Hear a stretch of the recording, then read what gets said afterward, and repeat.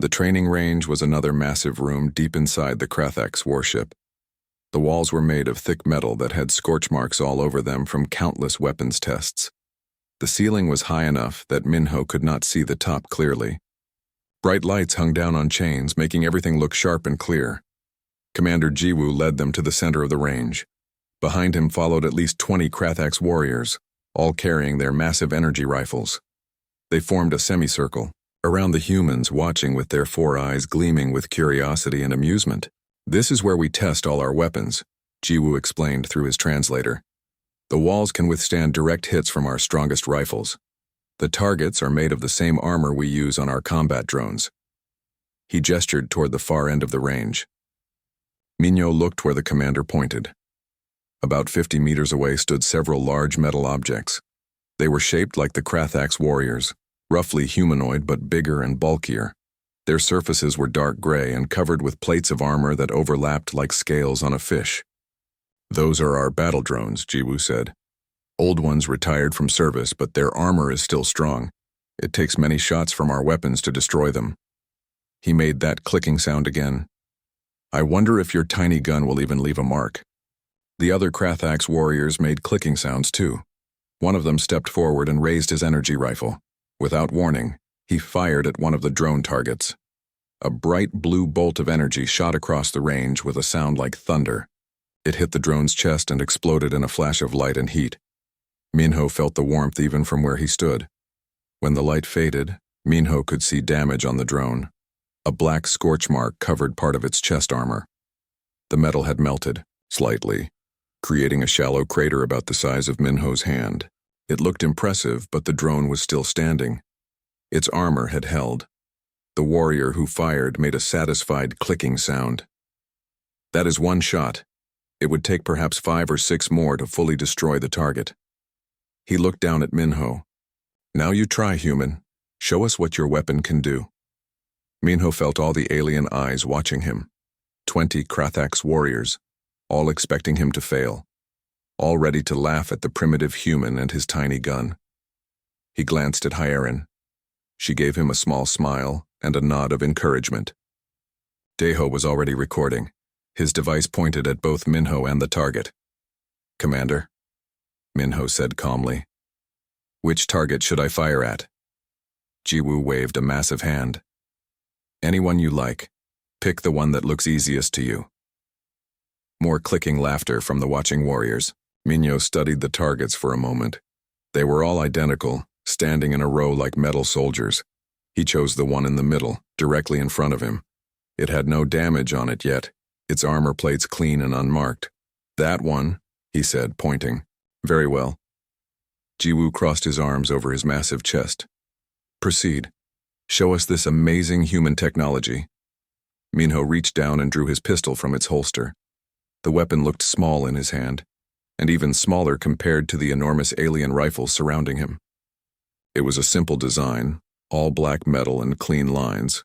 No glowing parts, no humming energy, no lightning dancing across its surface. Just a tool, built for one purpose. He raised the pistol with both hands, taking a proper firing stance. His feet were shoulder-width apart. His body was turned slightly sideways. His arms extended straight out, bringing the gun's sights in line with his eye. This was basic human marksmanship, taught to every soldier in their first week of training. The clicking sounds from the Krathax grew quieter.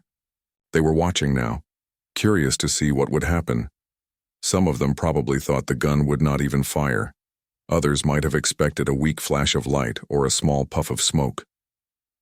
Minho lined up his shot carefully.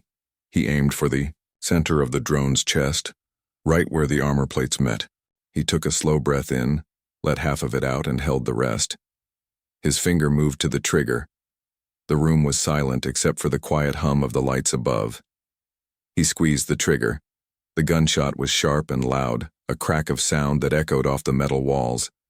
It was not as loud as the Krathax energy weapons, but it was different, harder, more immediate. The pistol kicked back in Minho's hands from the recoil, but he controlled it easily, keeping the weapon steady. The bullet traveled across the 50 meters in a fraction of a second. It was a small piece of metal, shaped to fly straight and true, It weighed only a few grams, but it was moving at incredible speed. Faster than sound, faster than any Krathax could see. The bullet hit the drone's chest armor. For one heartbeat, nothing seemed to happen. The drone stood there solid and still. Then came a sound like metal screaming. The armor plate where the bullet struck suddenly bent inward, the metal folding around the impact point. Cracks spread out from the center like spider webs. Then the drone exploded. It was not a flash of light or heat like the energy weapon had made. This was different. The entire chest of the drone blew outward in a spray of twisted metal and broken parts. Pieces of armor flew in all directions. The drone's arms fell off. Its head tilted forward, and then the whole thing collapsed backward, hitting the ground with a crash that shook the floor. Silence filled the training range. Complete and total silence. The clicking sounds from the Krathax warriors had stopped. Every alien stood perfectly still, staring at the destroyed drone. Minho lowered his pistol and checked it quickly before putting it back in its holster. The weapon was fine, no overheating, no need to recharge, ready to fire again immediately if needed. That was the beauty of human firearms. Simple, reliable, effective. Commander Jiwoo took a step forward, then another. He moved toward the fallen drone, his massive body moving slowly as if he was in shock. The other warriors parted to let him pass. No one spoke. The only sound was Jiwoo's heavy footsteps on the metal floor. The commander reached the destroyed drone and looked down at it. He bent his large body, bringing his 4 eyes close to examine the damage. His head tilted from side to side as he studied the twisted metal, the shattered armor plates, the gaping hole where the drone's chest had been. Finally, Jiwoo stood up. He turned back to face Minho. His expression was hard to read, but his body language had changed. The casual confidence from before was gone. He moved more carefully now, more thoughtfully. "One shot," Jiwoo said through his translator. His voice sounded different, quieter. "You destroyed the target with one shot." "Yes, Commander," Minho replied simply. "Our weapons leave burn marks. They melt through armor slowly, layer by layer." Jiwoo gestured at the destroyed drone. "Your weapon did something else. What happened? How did it cause so much damage?" Minho glanced at Hyerin. She stepped forward, her tablet already in hand. "Commander, if I may explain, human weapons work on the principle of kinetic energy transfer." Jiwoo looked at her, his 4 eyes focusing. "Kinetic energy?" "Yes. Our bullets are solid projectiles that travel at very high speeds. When they hit a target, all that energy transfers into the target at once." Hyerin pulled up diagrams on her tablet. "It creates massive internal damage. The armor did not just melt. It was crushed, bent, and torn apart from the inside." The commander stared at the tablet screen. Around him, his warriors were clicking softly to each other. Minho could tell they were talking, probably trying to understand what they had just witnessed. Jiwoo looked back at the destroyed drone, then at Minho's pistol, then at Minho's face. "I think," he said slowly, "we need to continue these peace talks after all. There is much we need to discuss about human weapons technology." Commander Jiwoo led the humans to a different part of the warship. This was a large meeting room with an oval table in the center. The table was built for Krathax, which meant it was too tall for humans to use comfortably. Jiwoo noticed this and made a clicking sound. Within minutes, several smaller chairs were brought in and placed around the table. "Please sit," Jiwoo said, his tone far more respectful than it had been when they first met. "We have much to discuss, and I want you to be comfortable." Minho sat down with Hyerin on his right and Daeho on his left. Jiwoo took a seat across from them. Several other Krathax warriors entered the room and sat at the table as well. These were not soldiers. They wore different clothing, robes marked with symbols that probably indicated rank or position. Advisors, Minho guessed. Military officers and perhaps government officials. One of the robed Krathax leaned forward. His translator spoke in a deep voice. "I am General Taijo, military strategist for the Krathax Empire. Commander Jiwoo has shared with us what happened in the training range. He also showed us the combat footage from your recording device." The general's 4 eyes fixed on Minho. "I must say, Captain, we are deeply concerned by what we have seen." "Concerned?" Minho asked carefully. "Yes. concerned that we nearly dismissed you as irrelevant, concerned that we almost made you into enemies rather than allies. Tejo gestured at the other Krathax around the table. For decades, we have believed our energy weapons were superior to all others. We have conquered many worlds based on that belief. Now you show us that we were wrong. Another Krathax spoke up. This one wore robes with silver markings. I am Ambassador Kiran. I speak for the Diplomatic Corps. Tell me, Captain Minho, why did humans not adopt energy weapons like other species? Surely you have the technology to build them. Minho nodded. We do have that technology. We have built energy weapons in laboratories and tested them extensively. Some of our larger warships carry energy-based defensive systems, but for personal weapons and most military applications, we chose to continue developing kinetic systems. Why? Kiran asked. Hiren opened her tablet and brought up more data. There are several reasons. First is reliability. Energy weapons require power cells, cooling systems, and complex internal components. Our ballistic weapons have very few moving parts. They almost never malfunction. A human rifle can be buried in mud, frozen in ice, or dropped in water, and it will still fire when needed. She scrolled through images showing human weapons in various extreme conditions. Second is logistics. Every energy weapon shot requires a power source. In a long battle, soldiers run out of power and become defenseless. Our soldiers carry hundreds of rounds of ammunition in a pack that weighs only a few kilograms. They can fight for hours or days without resupply. Deho added. And third is manufacturing. We can produce ammunition anywhere. Any industrial planet can make bullets. We do not need rare elements or complex factories. During a war, this gives us a massive advantage. General Taijo made a clicking sound that might have been thoughtful. You think in terms of sustained conflict, long wars, total industrial mobilization. Yes, Minho said simply. Human history is full of long wars.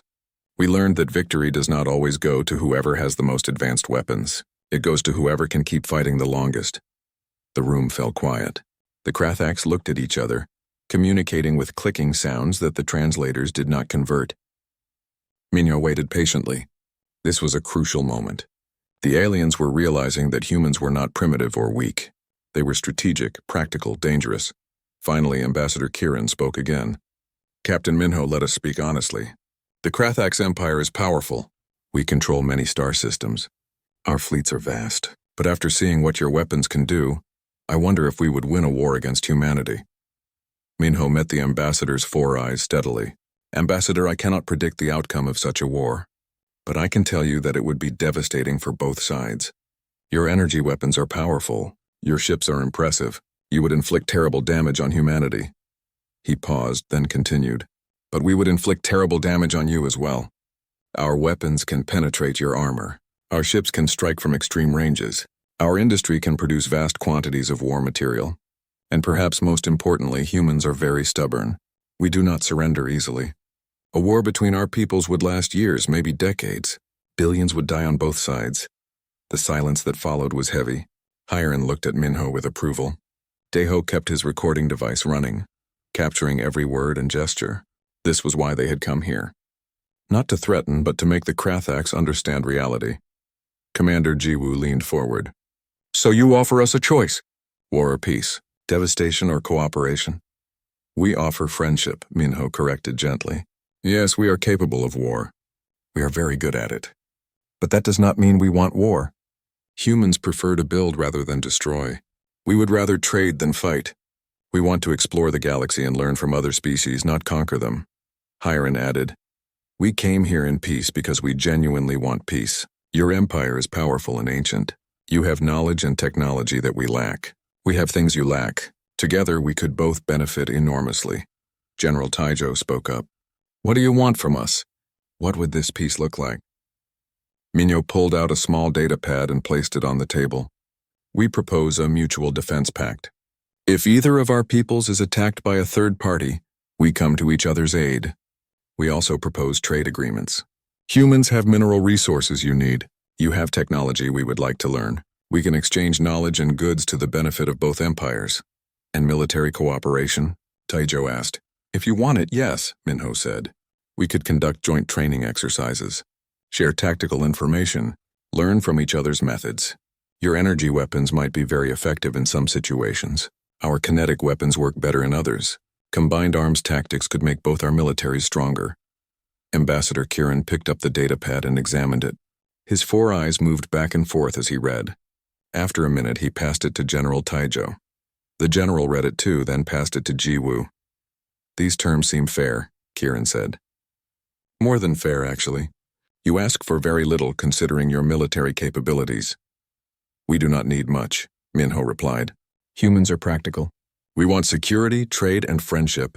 Those things benefit both of us. We do not need to dominate you or control you. We just want to coexist peacefully."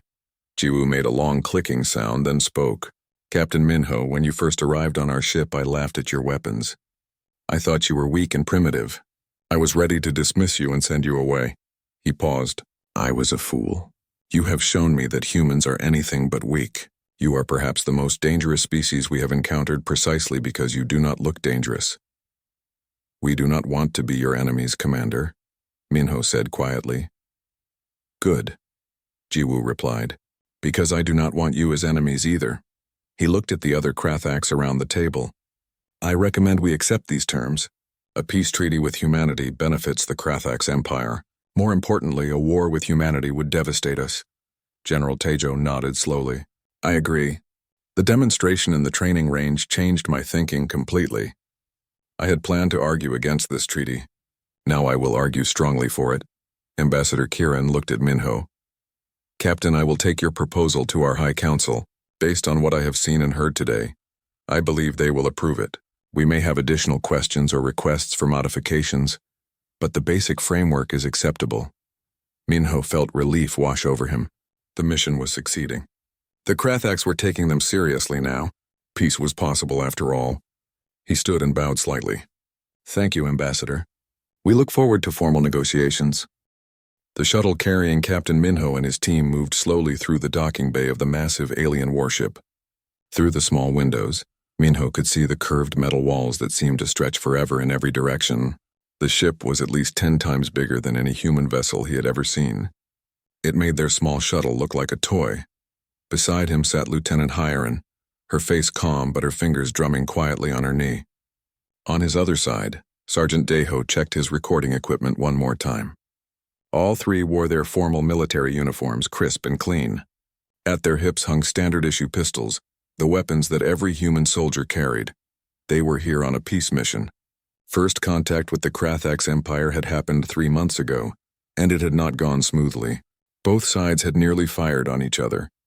Now, after weeks of careful messages back and forth, the Krathax had agreed to meet face to face. Minho was chosen to lead the human delegation because of his calm nature and years of experience.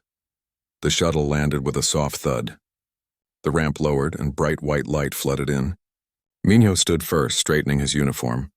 He walked down the ramp with Hyaron and Deho following close behind. The docking bay was enormous. The ceiling was so high that Minho could barely see it.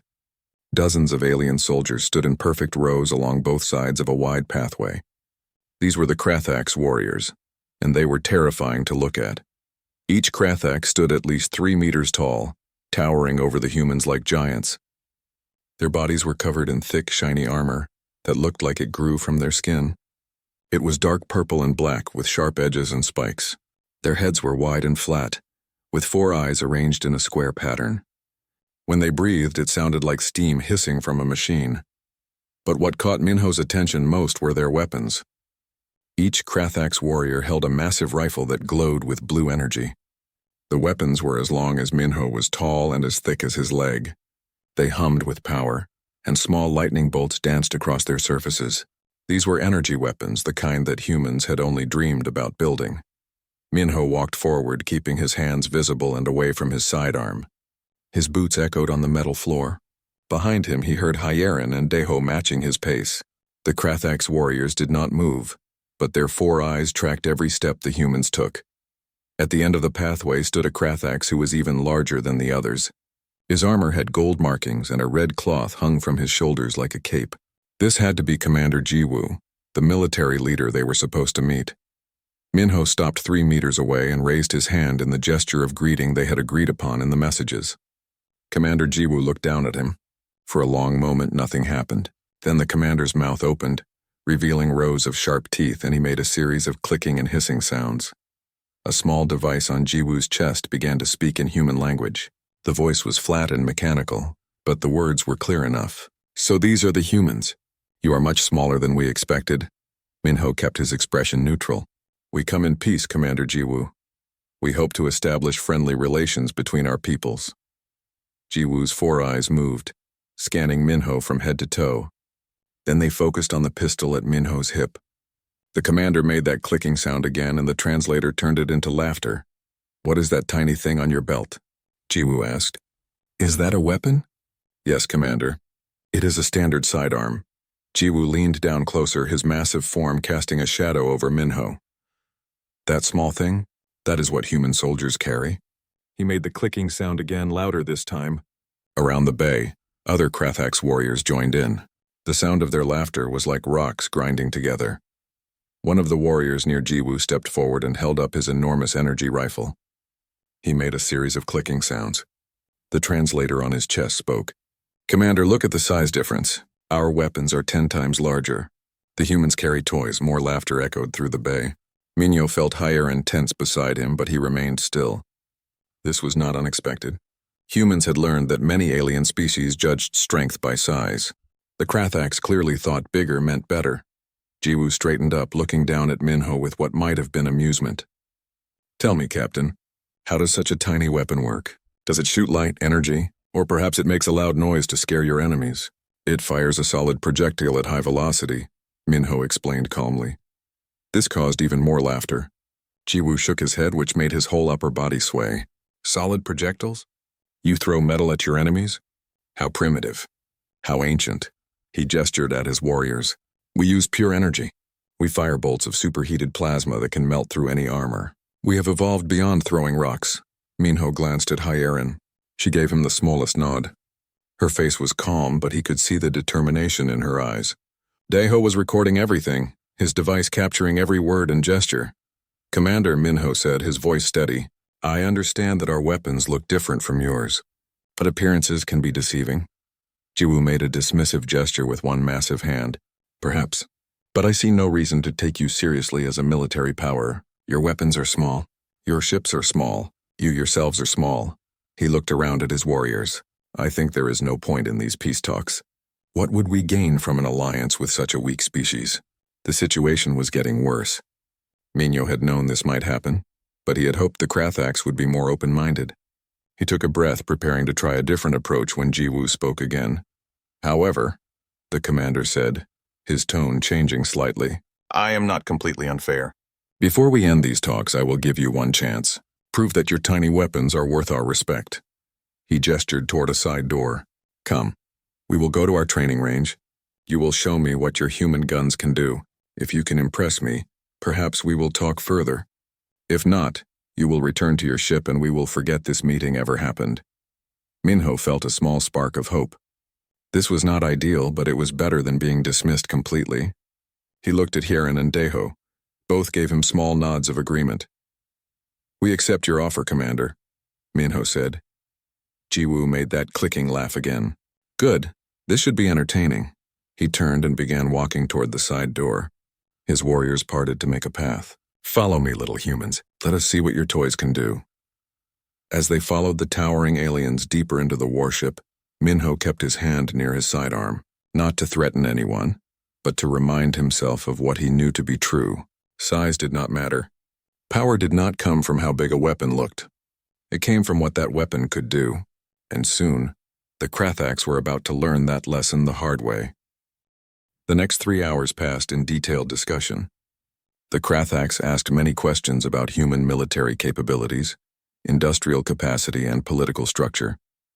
Minho, Hyerin, and Daeho answered honestly, sharing information that was not classified.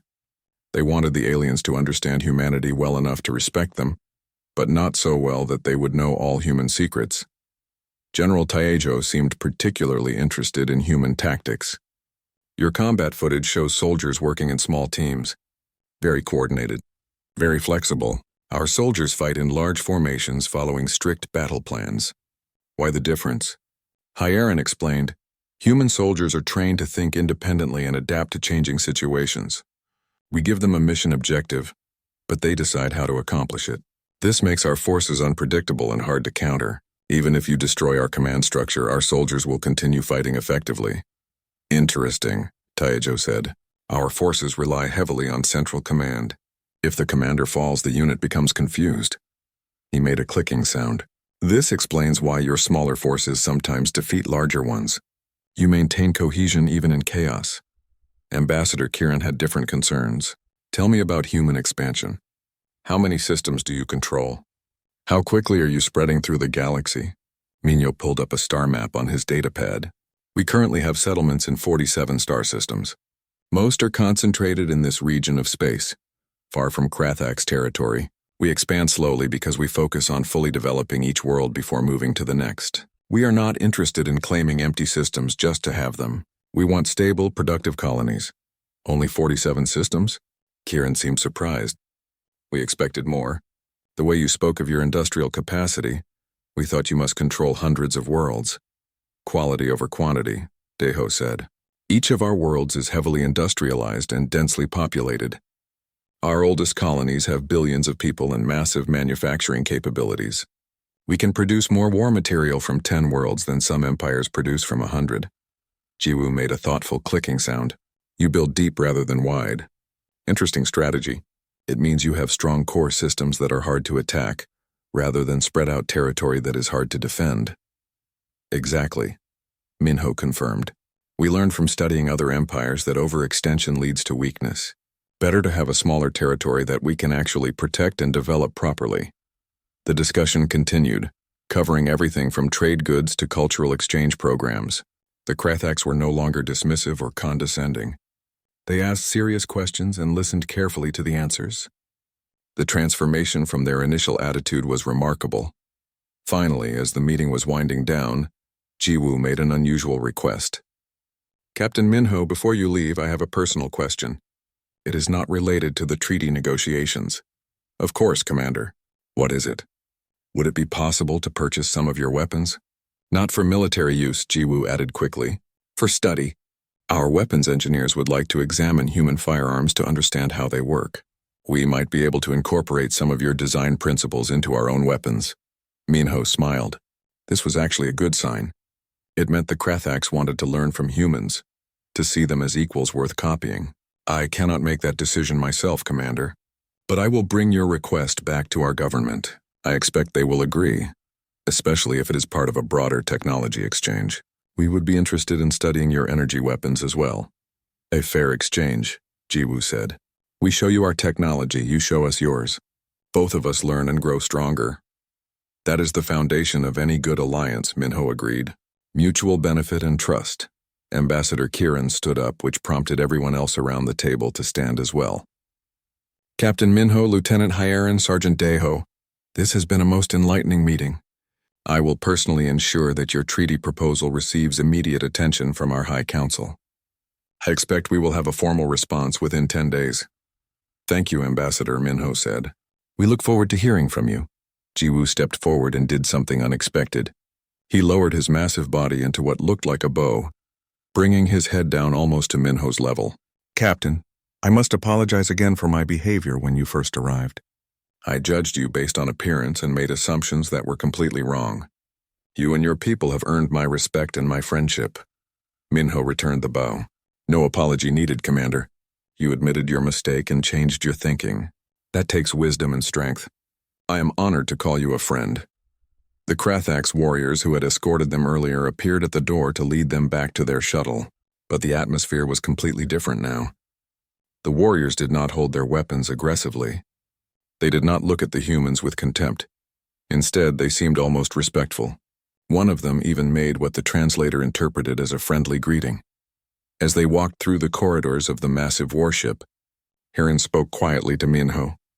That went better than expected. Much better, Minho agreed. I was worried we would have to leave without any progress. Instead, we might have just secured humanity's first major alien ally. Deho checked his recording device. I got everything. The whole meeting is recorded. Command is going to be very pleased. They reached the docking bay where their shuttle waited. The same bay where just hours ago the Krathaks had laughed at their weapons. Now those same warriors watched them with careful attention and what might have been admiration. Jiwoo had followed them to the docking bay. He stood at the edge of the shuttle ramp. "Safe travels, Captain. I hope the next time we meet it will be to sign the final treaty." "I hope so too, Commander," Minho said. He walked up the ramp, followed by Hyerin and Daeho. The ramp closed behind them, sealing them inside the shuttle. As the shuttle lifted off and left the Krathax warship, Minho looked out the window. The massive vessel grew smaller in the distance. He felt a sense of accomplishment. They had come here expecting to be dismissed, maybe even threatened. Instead, they had turned mockery into respect through a simple demonstration of human capability. Hyerin sat back in her seat with a sigh. "Do you think other alien species will react the same way? Dismissing us at first, then being shocked when they see what we can do?" "Probably," Minho said. "Most species seem to judge by size and appearance. They see our small weapons and small bodies and assume we are weak. It works to our advantage in a way. Better to be underestimated than overestimated. But eventually word will spread," Daeho pointed out. "The Krathax will tell others about human weapons. Then everyone will know not to underestimate us." "That is fine," Minho said. "Once our reputation is established, we might not need to do demonstrations anymore. Species will approach us with respect from the start. That will make diplomacy easier." The shuttle accelerated, heading back toward human space. Minho settled into his seat for the long journey home. He thought about the destroyed drone, the shocked expressions on the Krathax faces, the way Jiwoo's attitude had changed so completely. Humans had entered the galactic stage. Other species had been out here for thousands of years with technology that seemed like magic. But humanity had something those other species had forgotten or never learned. Humans knew how to make small things incredibly deadly. They knew how to fight efficiently, practically, and effectively. The galaxy was full of species with energy weapons and massive ships and ancient empires. But none of them had spent millennia perfecting the simple art of throwing metal really, really fast. And now, after today, at least one alien empire understood what that meant. The Krathax had laughed at human guns. They would never make that mistake again. And neither would anyone else who heard the story of what happened in that training range. Word would spread across the galaxy. Humanity had arrived. And they were not to be underestimated. Commander Jiwoo stood in silence for a long moment looking at the destroyed drone. The other Krathax warriors had stopped their clicking sounds. They watched their commander carefully, waiting to see what he would do or say next. The training range felt different now. The mockery and laughter from before had vanished completely. Finally, Jiwoo turned to face Minho and his team. His 4 eyes moved between the 3 humans, studying them with what looked like new interest. When he spoke, his tone had changed. The condescending amusement was gone. "Captain Minho," he said through his translator, "I must admit I did not expect this result. Your weapon is smaller than ours. It makes less noise. It has no visible energy signature. Yet it destroyed our combat drone with a single shot." He paused. "I need to understand how this is possible." Minho nodded. "I would be happy to explain, Commander. That is part of why we came here, to share knowledge and build understanding between our peoples." Hyerin stepped forward again, holding her tablet. "Commander, may I show you some information? It will help explain what happened." Jiwoo gestured for her to proceed. "Yes, show me." Hyerin tapped her tablet and a holographic image appeared in the air above it. The image showed a simple diagram of a bullet. Human projectile weapons use solid ammunition. This bullet is made of dense metal, usually lead with a copper coating. It weighs only about 9 grams. Very small. Very light. She tapped again and the image changed to show the bullet moving. But this small bullet travels very fast. This particular round moves at approximately 400 meters per second. Some of our other weapons fire even faster, up to 1,000 meters per second. One of the Krathax warriors made a clicking sound. His translator spoke. 400 meters per second. "That is faster than sound." "Yes," Hyerin confirmed. "Most of our ammunition is supersonic. It reaches the target before the sound of the gunshot does." She changed the image again. Now it showed the moment of impact. When this fast-moving bullet hits a solid surface, all of its kinetic energy transfers into the target in a fraction of a second. The hologram showed the bullet striking armor. The metal armor bent inward, creating stress lines that spread outward like cracks in ice. The impact creates enormous pressure at a single point. The energy does not spread out evenly like heat from an energy weapon. It focuses all in one place all at once. Jiwoo leaned closer to study the hologram. So the armor cannot distribute the force. It takes all the damage in one small area. Exactly, Hiron said. And because the bullet is solid, it pushes through the armor instead of just melting it. Once it gets through the outer layer, it hits the internal structure. The bullet breaks apart, sending fragments in all directions inside the target. That is what destroyed your drone from the inside. Another warrior stepped forward. But energy weapons can pierce armor too. We have seen them cut through metal. Minho spoke up. Energy weapons are powerful, there is no doubt about that. But they work differently. They heat the armor until it melts. That takes time, even if it is just a fraction of a second. The armor has time to absorb and spread the heat. Kinetic weapons do not give the armor that time. The damage is instant. Deho had been quiet until now, but he moved forward and held up his recording device. Commander, I have footage from our previous conflicts with other species. Would you like to see how human weapons perform in actual combat situations? Jiwoo's 4 eyes focused on Deho. The commander seemed to think for a moment, then nodded. Yes, I want to see everything. If we are to understand humans as potential allies or enemies, I need complete information. Deho tapped his device and a larger holographic screen appeared in the air. The first video showed human soldiers in combat. They wore armored suits and carried rifles similar to Minho's pistol but larger. The soldiers moved quickly through a destroyed building, firing at targets that were not visible in the footage. This was a conflict with the Vortan Empire 3 years ago, Deho explained. The Vortans had superior numbers and energy weapons similar to yours. But watch what happens. The video showed a Vortan soldier, a large insectoid creature covered in natural armor plates. It fired an energy weapon at the human soldiers. The blue bolt hit a wall, exploding in heat and light. But the humans had already moved. They returned fire with their rifles. The bullets hit the Vortan soldier. Even through its thick natural armor, the impacts were devastating. The creature stumbled backward and fell. The whole engagement lasted less than 5 seconds. Notice the difference in engagement time, Minho pointed out. The energy weapon took time to charge and fire. Our weapons fire immediately, as fast as a soldier can pull the trigger. In combat, that speed matters. Deho showed more footage. This one displayed a human sniper positioned on a hillside. The view zoomed to show a target almost 2 kilometers away. The sniper fired once. 2 seconds later, the target fell. 2,000 meters, one of the Krathax warriors said, his translator making his voice sound shocked. Our rifles have a maximum effective range of 500 meters. Ballistic weapons have excellent range, Hiron explained. The bullet follows a predictable arc. Our soldiers learn to calculate for distance, wind, gravity. A skilled marksman can hit targets at extreme distances. Jiwoo watched more videos in silence. Deho showed footage of human artillery, massive cannons that fired enormous shells across distances of dozens of kilometers. The shells hit their targets with explosive force that left huge craters in the ground. Then came footage of human naval guns, mounted on warships. The guns fired shells the size of a person. When those shells hit enemy vessels, entire sections of the ship simply ceased to exist, torn apart by the kinetic impacts. The final video showed something the Krathax had probably never seen before. It was footage of a human railgun, an experimental weapon that used magnetic fields to accelerate projectiles to incredible speeds. The railgun fired a solid metal slug at over 3,000 meters per second. When it hit a test target, the target vaporized from the sheer force of the impact. When the videos ended, Jiwoo stood very still. His warriors around him were clicking quietly to each other, clearly discussing what they had seen. The commander looked at the destroyed drone on the training range floor, then back at Minho. You have spent your entire development as a species perfecting these weapons, Jiwoo said slowly. While other races like ours moved to energy weapons, you continued to improve projectile technology. Yes, Minho confirmed.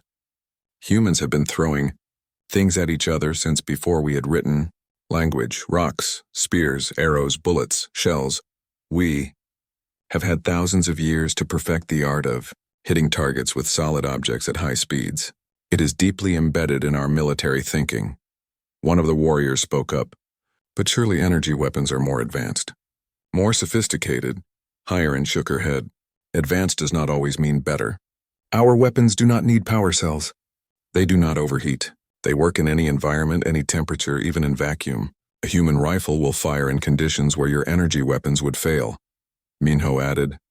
And our ammunition is simple to manufacture. We can produce billions of rounds with basic industrial equipment. Energy weapons require complex technology and rare materials. In a long war, human industry can outproduce almost anyone. Jiwoo made a sound that the translator did not convert to words. It might have been a sigh. The commander looked around at his warriors, then back at the humans. "I think," he said finally, "we have made a serious error in judgment about your species.